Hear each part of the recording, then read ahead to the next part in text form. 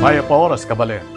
Kayan tabing mabilog ka for Saning GNN TV 44, mabiyala rin makapanahon at lokal istoryang dapat yung abalo, kapamilataning garantisado, kompleto ang pambalansing informasyon. Ore ni po rin balitang may kalap kining Huwebis, September 18, 2025. Yako po'y beniginto at iti ing News Force, Pampanga. Kaya katanamang lawan ing pamikasan netong ning pisambang Katolika at rengyayaliwang aguman king kulait laban king korupsyon. Ay din report ng Patricia Mamango. Alas 6 ning bengi, inyang September 17, agnanagnan lang pepa tigtigan, reng kampana dareng niyayaliwang pisamban, lalam ning Archdiocese of San Fernando, Pampanga, bilang pamakisan metong king kulayit para king transparency, accountability at justice laban king korupsyon. Agpang kang Archbishop Florentino Lavarias, king circular letter number 36, ing pamanigtig dareng kampana, simbolo yan ing suporta king kalampag dareng memalen, laban king pamanako at anomalya king pamagobra king gobyerno. Kayag na naniti, inumpisanda naman reng niyayaliwang sektor at aguman ing noise barrage bilang dagdaga puwersa king karelang pamanalakaran. Kabilang kareng megisan metong reng mamasada at operators iba't king Kilusan, Pampanga aparti ning Confederation of Passenger Transport in Central Luzon o CPTCL-CCP ating migit 30,000 na miyembro king mabilog a rehiyon.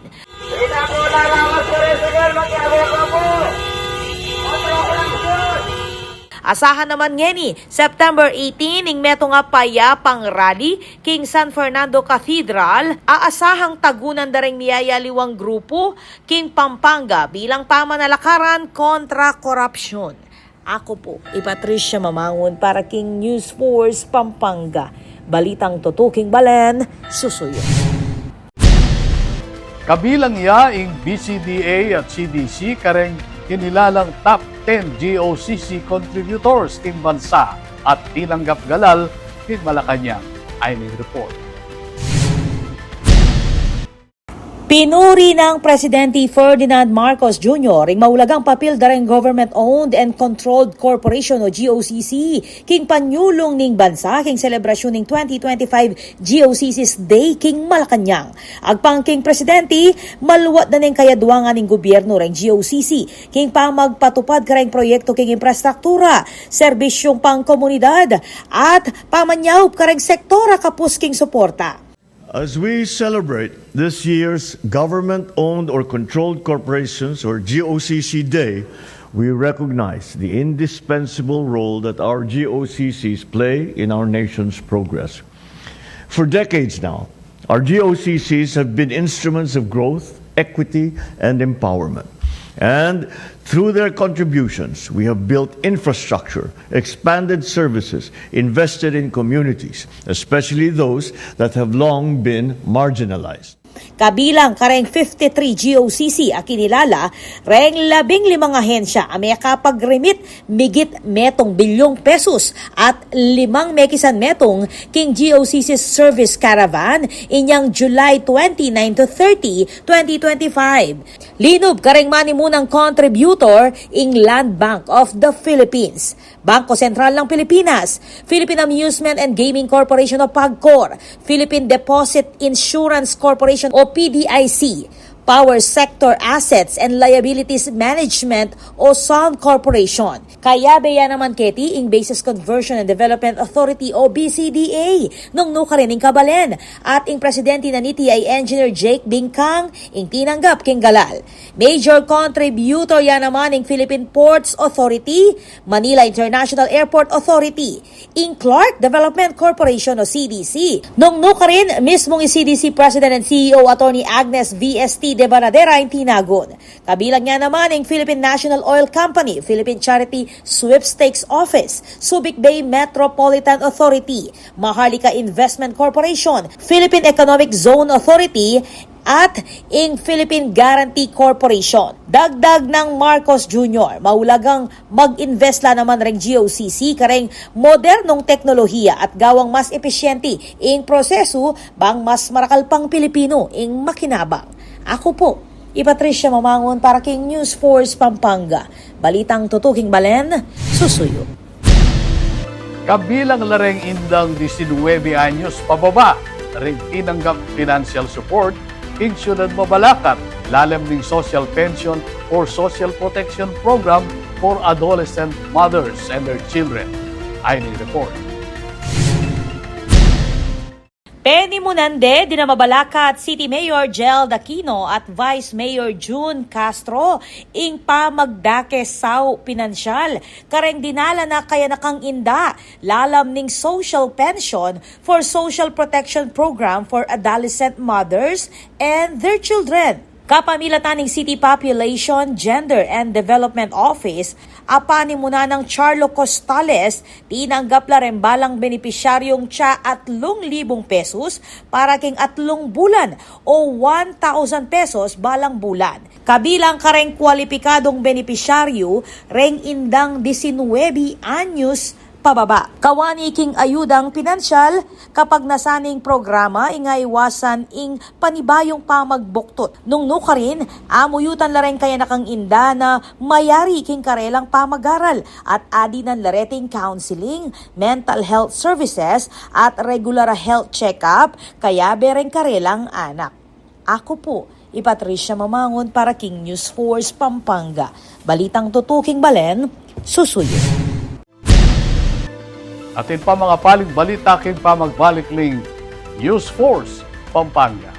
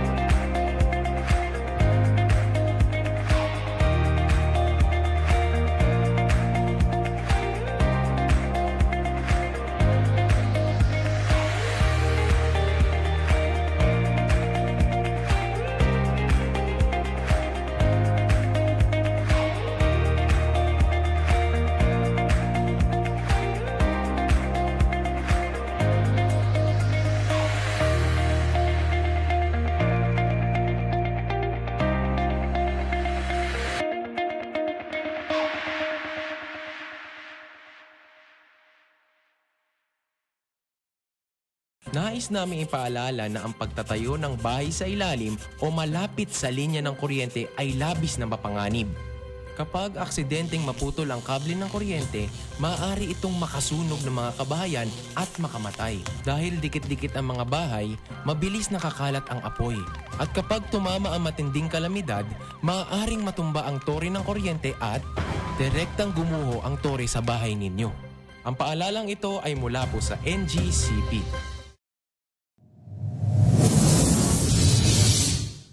Panandamaning El Nino. Kung toro papali o mitatasing temperatura, daragul mo naman ing pamangailangan king kuryente. King daragula demand king kuryente asang kaning paning pamangamit kareng appliances kalupaning aircon, freezer at refrigerator. Asahan tamo naman na siguradong tuki ing kimot ning presyo ning kuryente amani batan king wholesale electricity spot market. Inya naman papaganakan ning Sfelapco kareng hanggang consumers ing paniguradong pamagbayo ning konsumo at presyo ning kuryente balang kilowatt hour. Manatiling makayantabe king kaya kaming Facebook page para kareng latest advisory. Beto nga paganaka, ibat king Sfelapco. Kapag labis pong nainitan o nausukan ng mga linya, tore at mga materyales na nakakabit dito, maaaring magdulot ito ng pagkaantala sa daloy ng kuryente. Bukod sa apoy, ang usok mula sa pagsisiga ay nagiging dahilan para ma-ionize ang hangin sa paligid ng linya ng kuryente. Ang mismong hangin ay pwedeng maging konduktor ng kuryente sa pagitan ng mga kable. Ang usok ay maaaring daluyan ng kuryente papuntang lupa at maging sanhi ng brownout. Ang paalalang ito ay mula po sa NGCP.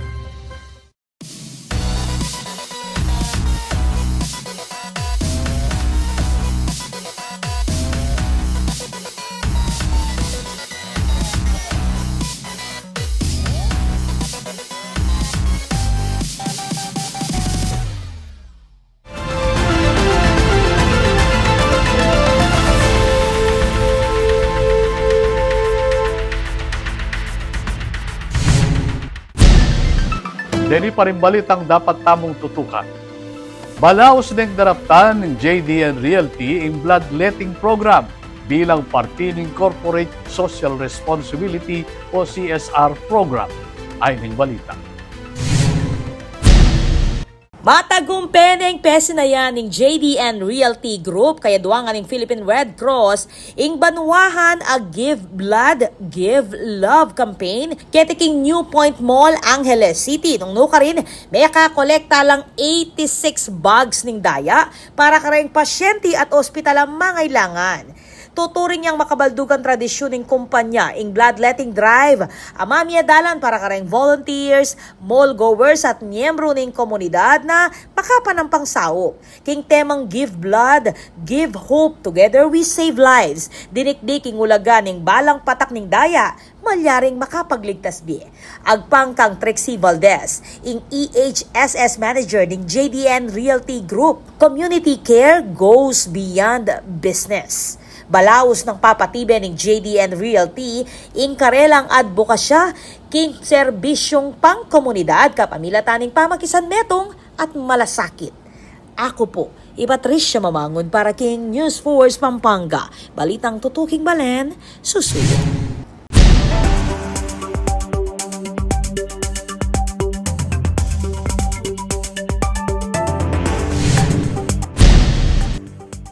Kaya katamong pakibaluan ng bili ng panahon king lalawigan, kilo ng 24 oras.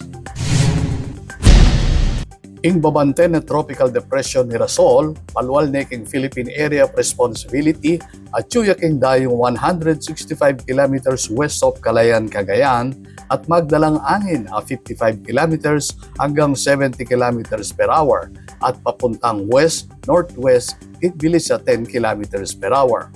Makanyan man, asahan pa mo rin ng pamanuran kinda kalaparti ng Luzon. Samantala, yung metong na Tropical Depression Nando at yung Philippine Area of Responsibility amayakit kinda yung 1,228 kilometers east of southern Luzon ang magdala ng mga hangin na 55 kilometers hanggang 70 kilometers per hour at papunta kin direksyon northwestward ating bilis a 15 kilometers per hour. Asahan ng pamanuran king may sabing lugar. King danen ng Visayas, mimiraling southwest monsoon, inaasahan ng kalat-kalat na pamanuran alang akakiting pag-asa a weather disturbance in Mindanao.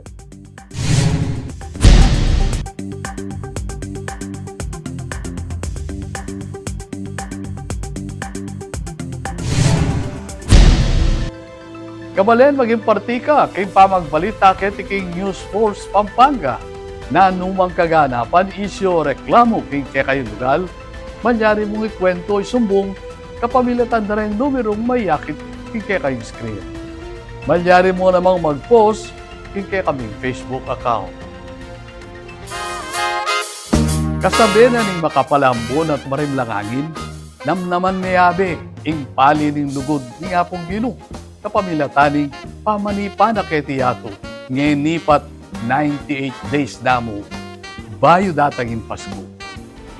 Panalakaran ng News and Public Affairs Team ng GNN TV 44 nga dinan kayong mata sa kalidad ng lokal na pamagbalita bilang panatang serbisyo karing sa Blang Kapampangan. I'll bend nyo lang ining webis na may kalapay istorya ketiking probinsya. Yako po ibenigin to at ini in News Force Pampanga. Balitang tutu, King Balen. Susunod.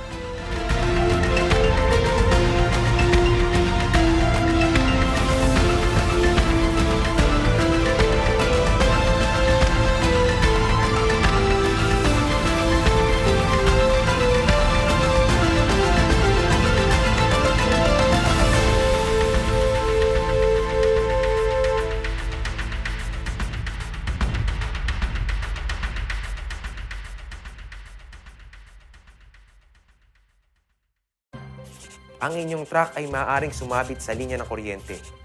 Dahilan para dumaloy ang kuryente sa inyong sasakyan at pagmulan ng disgrasya o pagkamatay. Maaari ring maantala ang daloy ng kuryente kung masisira ang linya o poste. Dahil sa lakas ng kuryenteng dumadaloy sa linyang ito, ang paglapit at pagdikit ng anumang bagay tulad ng metal, kahoy, pati na rin ng bato ay nakakamatay. Ang paalalang ito ay mula po sa NGCP.